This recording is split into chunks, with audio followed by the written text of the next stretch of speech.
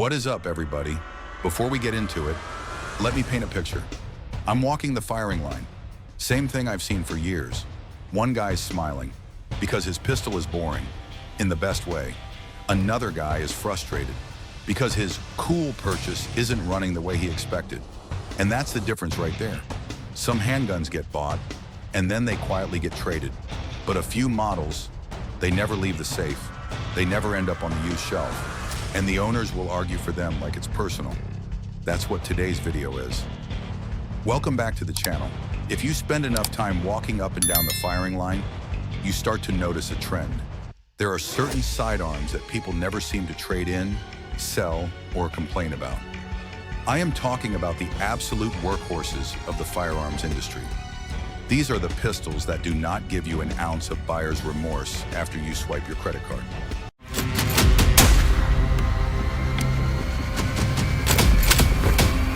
Coming in at number 4, the CZ75.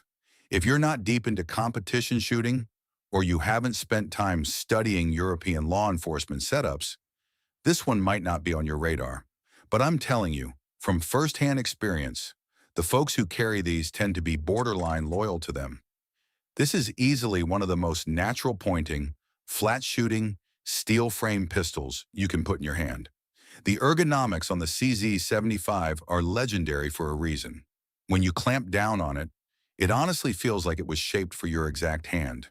You've got a generous beaver tail and a grip profile that's deeply contoured. That design lets you drive your firing hand way up high on the frame, and that gives you a very low bore axis. And that matters, because that directly turns into better recoil control. Plus, it's a solid steel frame gun. That extra mass soaks up the snap of the cartridge like it's nothing. But what really earns it a spot here is the mechanical design. Most traditional semi-automatics run their slide rails outside the frame. The CZ75 doesn't. It slide rides inside the frame rails. That inverted rail setup gives it a lockup that feels like a bank vault, and the action cycle's unbelievably smooth. I've watched shooters run thousands of rounds of the cheapest, dirtiest steel-cased ammo you can find, and the gun just kept going. No drama, no hiccups. You can feed it premium hollow points for home defense, or you can run bulk range trash. Either way, the CZ75 just eats. It started life as a military and police service pistol, but its built-in accuracy basically hijacked the competition world. And here's the truth. If a platform can survive the brutal round counts of a Grandmaster season, it's going to laugh at your weekend range sessions. That all-steel construction also brings a toughness that modern plastic guns just can't fully replicate. And the running joke at the gun shop is simple. The biggest problem with a CZ75 is that it's addictive. You buy one, and somehow you end up with 3 more variants sitting in the safe. This is heirloom-level defensive hardware, the kind of pistol that can outlive you and your kids. All right, number 3, the Beretta 92 FS. Let's give this one the respect it earned. This was the primary issued sidearm for the United States Armed Forces for decades. Think about what that really means. This pistol rode in the drop-leg holsters of service members in some of the harshest environments on Earth, from the blazing fine sand of Iraq to the freezing elevations of Afghanistan. This gun did the work. And if this platform had a fatal weakness, military trials would have exposed it 20 years ago. Now, the trademark feature of the Beretta 92 FS is that big open slide design, racket. Look down from the top. That barrel is almost fully exposed to the world. That's not for movie looks. That's smart engineering. It's designed to maximize ejection clearance. With that much open space, it's very hard for a spent casing to get trapped and create a stovepipe malfunction. This system exists for one reason: keep the gun running under stress. And if you've ever run the slide on a properly lubed 92 FS, you know what I mean. It feels like 2 pieces of wet glass sliding past each other. It's ridiculously smooth. During Department of Defense testing, these pistols push through tens of thousands of rounds with no gun oil and without running a brush down the bore. Now listen, as a responsible gun owner, you should absolutely clean your weapons. But knowing your defensive pistol has that kind of tolerance, that overhead, that's a confidence booster. On the line, it's a joy to shoot. Yeah, the grip is thick, no denying it, but that thickness gives you a lot of surface area for a real master grip. And that aluminum alloy frame balances beautifully. It helps the muzzle settle right back onto target, so fast follow-up shots feel natural. Even if you're not used to a heavier double-action first pull, followed by a crisp single action, you still can't argue with the combat effectiveness. Sure, some folks say it's too heavy for inside the waistband carry. Some hate the slide-mounted safety. But when you need a guaranteed bang under real pressure, the Beretta 92FS is not going to abandon you. Now we're moving to number 2, the SIG Sauer P226. If the Beretta was the infantry workhorse, the P226 is the apex predator of the tactical side. This is the exact platform the Navy SEALs selected after it survived some of the most brutal, punishing torture tests military brass could dream up. When Tier 1 operators stake their lives on a piece of gear, the civilian world pays attention. And there's a reason this gun has that reputation. In one of the most famous endurance tests in firearms history, test sample P226 pistols ran past 228,000 rounds. It didn't just survive, it embarrassed the competition.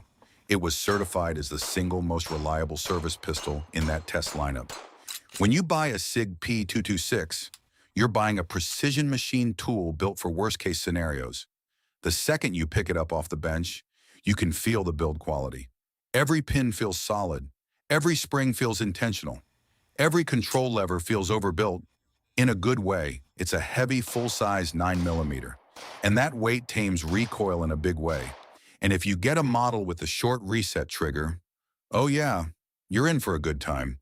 That trigger brake is glass rod crisp.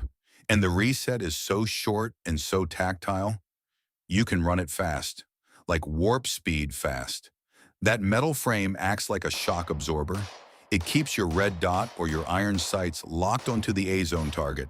And mechanically, the accuracy is outstanding because the tolerances between the barrel and slide are so tight. This is one of those rare pistols that can make you look like a better shooter than you actually are. I've talked with guys who carried the same P226 for 20 years, shot a mountain of rounds through it, and never replaced an extractor or even a recoil spring. That's the kind of reliability that's almost boring. It doesn't care if it's bone dry. It doesn't care if it's drenched in oil. From cheap ball ammo to premium jacketed hollow points, it cycles everything hard and consistent. It's a legacy gun, built like a tank. All right, number 1, the undisputed king of reliability, the Glock 19. And yeah, I can already hear the keyboard warriors warming up. I know it's not some boutique, custom-machined piece of functional art. It's not a classic hammer-fired pistol with elegant lines.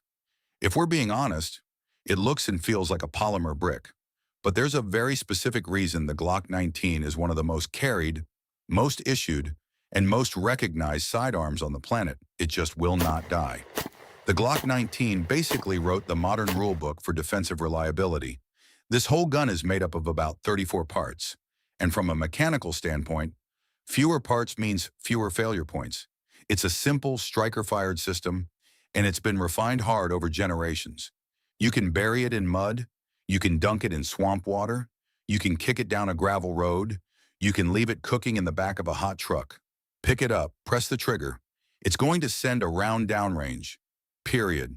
And the reason so many American gun owners love the Glock 19 is versatility. It lives right in that Goldilocks zone, small enough to conceal under a t-shirt for everyday carry, but still running a flush fit capacity of 15 rounds. You get enough grip length to keep full control, even during rapid-fire strings. I always call it the Honda Civic of the tactical community. It's not a flashy race gun that turns heads, but it starts every time. No fuss, no surprises. The most common Glock 19 review sounds like this. I bought it a decade ago. I carry it daily, and it has literally never jammed. When you're picking a primary tool to protect your family, that track record is the metric that matters. And if you're the type who can't leave anything alone, the aftermarket is a juggernaut. You can swap the trigger, mill the slide, change the barrel, upgrade the sights. You can keep going until the only original part left is the serial number. But here's the key. Right out of the box, in factory form, It is exactly what it needs to be. Rugged, utilitarian, and worth every penny. All right, let's bring it home. Those are 4 proven platforms that erase buyer's remorse. From the surgically dialed-in ergonomics of the CZ75 to the unstoppable brick-like durability of the Glock 19, you really can't make a bad call here. If you're looking to upgrade your daily carry or you want to build out your range lineup, any of these 4 will serve you flawlessly. And if you like this kind of no-nonsense, real-world firearms talk, do me a favor, hit that like button, subscribe to the channel, and drop a comment below. Tell me which one of these 4 is sitting in your safe right now.